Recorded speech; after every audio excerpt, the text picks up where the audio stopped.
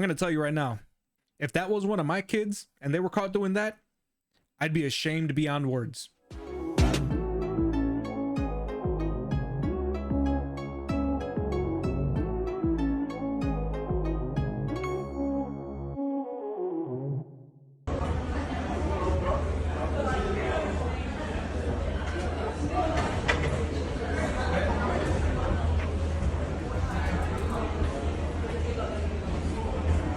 Why are you tearing them down?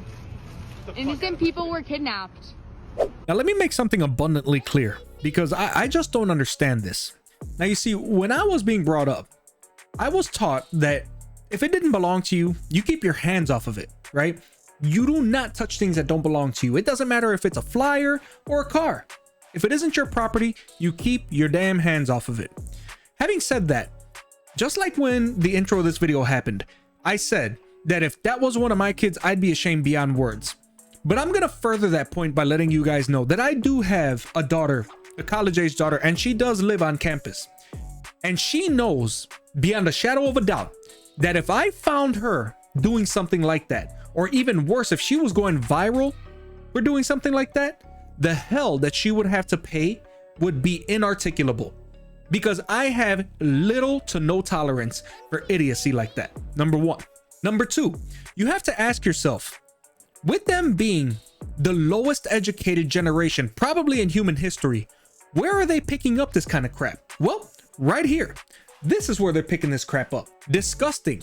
University of Michigan professor Eric Gordon tears down posters of the kidnapped Israelis, some of them US citizens being held in Gaza. Note the despicable smirk on his face. So this individual who fancies himself an educator is tearing down these posters of people who've been kidnapped by Hamas. Those were the very same posters that were being torn down by those students that you guys saw at NYU. I've already made a video about taking sides, right? But to me, it's absolutely amazing how quickly we forget history. How quickly we forget how it wasn't even a century ago that there was a little thing called the Holocaust, where there was a man who decided that he was able to take the lives of countless Jewish people and do so without consequence.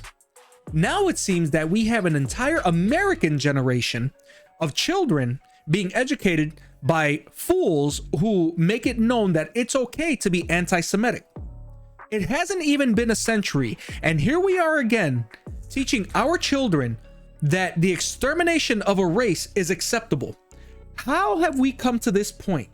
And even worse, how have we allowed our children to be taught by people like this, by workers of iniquity like this, who teach our children that somehow, once again, the Jewish people are worth less than anyone else? Can anyone explain that to me? It is absolutely amazing to me. It is absolutely astonishing that we allow people like this into our universities, into our hospitals, into our police forces, into our education system, public schools, from preschool all the way up to the university level, that we allow people to assign value to people's lives. And we're not even just talking about the Israelis. We're talking about abortion. We're talking about BLM. We're talking about all kinds of organizations. You even have Gays for Palestine, who clearly don't understand that living the lifestyle they live here would get them thrown in jail or worse within 5 minutes of landing there. They act like it's okay to take paragliders and go into a concert and take the lives of innocent, defenseless children, because supposedly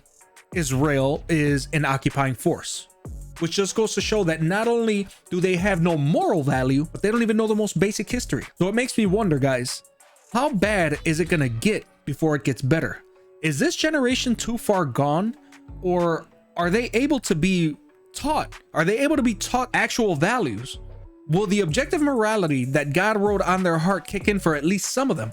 Because at this point, you look at stuff like this and you say, they're ripping down the flyers of people who have been kidnapped. But it makes you wonder, if that was their face on those flyers, how would it make them feel? Let me know down in the comments below. As always, guys, thank you so much for joining. As I always tell you, be safe, be good, be blessed. I'll see you when I see you. Remember that Jesus is King, and tomorrow isn't promised to anyone. Have a good one, guys.